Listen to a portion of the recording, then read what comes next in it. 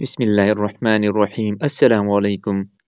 Selina جولی، امریکی نژاد German لڑکی بیان کرتی ہیں کہ چونکہ میں ایک آزاد معاشرے میں پلی بڑھی تھی، لہٰذا فحاشی کی لت لگی ہوئی تھی۔ جوانی کے زمانے میں میرے 4 بوائے فرینڈز تھے اور ہر رات کوئی نہ کوئی میرے پاس ہوتا تھا۔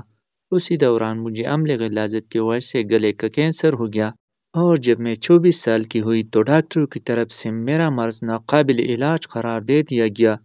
یہاں تک اپنے ہی خاندان نے مجھے فلاحی ادارے کے سپرد کر دیا اور پڑے پڑے میں موت کا انتظار کرنے لگی۔ جب میں شدید تکلیف سے تڑپتی تو مجھے سکون کا انجیکشن دے دیا جاتا، باقی میرا کسی قسم کا کوئی علاج نہیں چل رہا تھا، کیونکہ مرض اتنا بڑھ چکا تھا کہ ناقابل علاج ہو گیا تھا، اور ادارہ مجھ پر مزید پیسہ لگا کر فنڈ ضائع نہیں کرنا چاہتا تھا۔ اس ادارے میں رہتے ہوئے میں نے اپنے تمام دوست احباب اور بوائے فرینڈ سے مدد طلب کی، مگر جب سب سمجھے کہ میں زندگی کے آخری کنارے پر پہنچ چکی ہوں، جہاں سے واپسی کی کوئی امید نہیں، بس موت کی آمد کا انتظار ہے، میں روتی اور تڑپتی، مگر چونکہ میں اب ان کے کسی کام کی نہیں تھی، لہٰذا انہوں نے میری کسی بھی قسم کی مدد کرنے سے انکار کر دیا۔ یہاں تک کہ میرے بلانے کے باوجود فقط میری دلجوئی کرنے کی خاطر وہ لوگ میرے پاس آنے کے لیے تیار نہ تھے۔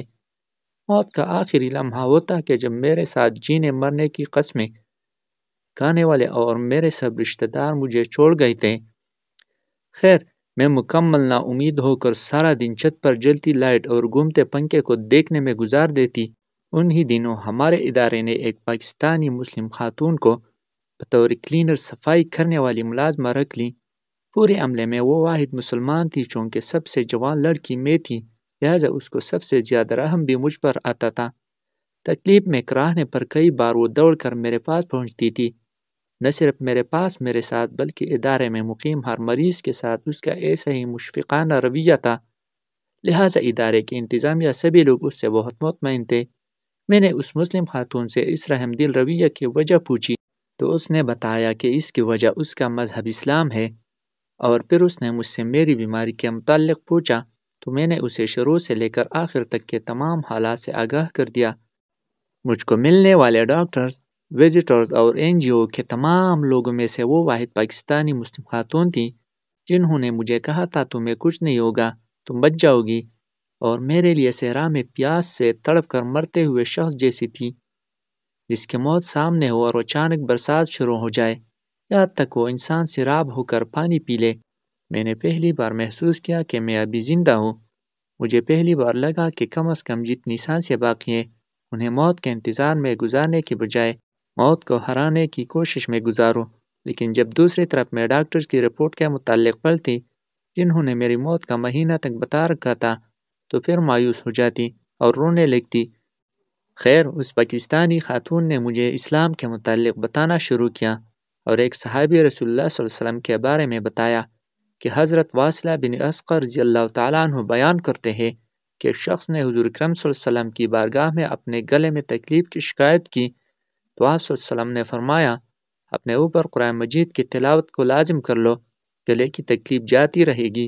اور ساتھ ہی اس مسلم خاتون نے مجھے نصیحت کی کہ قرآن پاک میں ہر کسی کے لیے شفا ہے، تم پڑھ کر دیکھ لو، اگر چند ہفتوں میں تمہیں بہتری محسوس ہو تو ٹھیک ہے، ورنہ تم موت کے منتظر بن کر ویسے بھی بیٹی ہو اور تب تک بیٹی رہو گی جب تک وہ نہیں آتی۔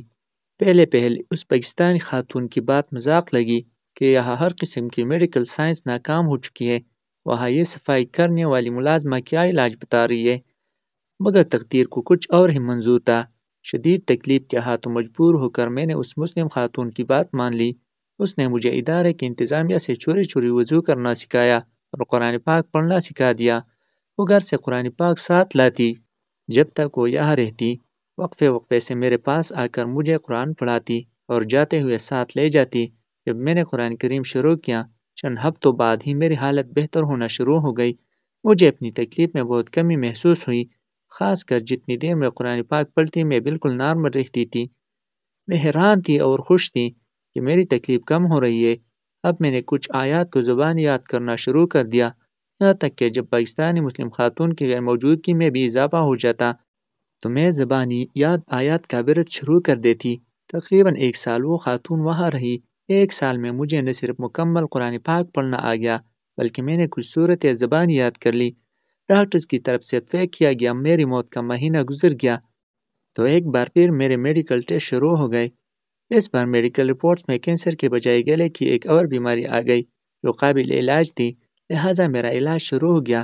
میرے گھر والوں کو پتہ چلا تو انہوں نے مجھ سے میل ملاقات شروع کر دی۔ میرے دوست بھی میری زندگی میں واپس آنے لگے۔ ڈاکٹر سمیت ہر کوئی حیران تھا کہ یہ معجزہ کیسے ہو سکتا ہے، ہماری سابقہ رپورٹس کیسے غلط ہو سکتی ہیں، مگر کسی کے پاس کوئی جواب نہ تھا۔ میرا دل حقیقت سے واقف تھا۔ جب میں مکمل صحت یاب ہو گئی تو میں نے اس پاکستانی مسلم خاتون کو ڈھونڈنا شروع کیا۔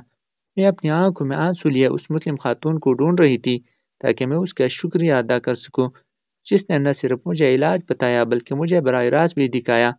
میں نے اسی ادارے سے اس کا ایڈریس بھی لیا، مگر وہ کسی دوسری اسٹیٹ میں منتقل ہو چکی تھی، اس لیے میری اور ان کی ملاقات نہ ہو سکی۔ میں نے قرآن کا معجزہ اپنی آنکھوں سے دیکھ لیا تھا۔ اب مجھے یقین ہو گیا تھا کہ اسلام ہی سچا دین ہے، اور جو اسلام نے انسانیت کے لیے بنائے ہیں انہی پر عمل کرنے میں ہی انسانیت کی فلاح ہے۔ میں نے قطر کے ایک اسلامک سنٹر میں جا کر اسلام قبول کیا۔ میں زار و قطار رو رہی تھی۔ میرے آنسو تھے کہ تمنے کا نام ہی نہیں لے رہے تھے۔ وہاں ہی میرا نام فاطمہ فاروق رکھا گیا۔ الحمدللہ آج میں مسلمان ہوں۔ میں نے ایک ایرانی نژاد مسلم لڑکے سے شادی کر لی ہے۔ میں اور میرا شوہر سعودی عرب منتقل ہو چکے ہیں اور یہاں ہم نے اپنی کمپنی بنا لی ہے۔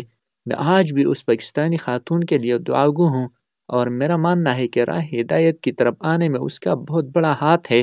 ناظرین، اللہ پاک ہمیں دین اسلام پر دل و جان سے عمل کرنے کی توفیق عطا فرمائے، آمین۔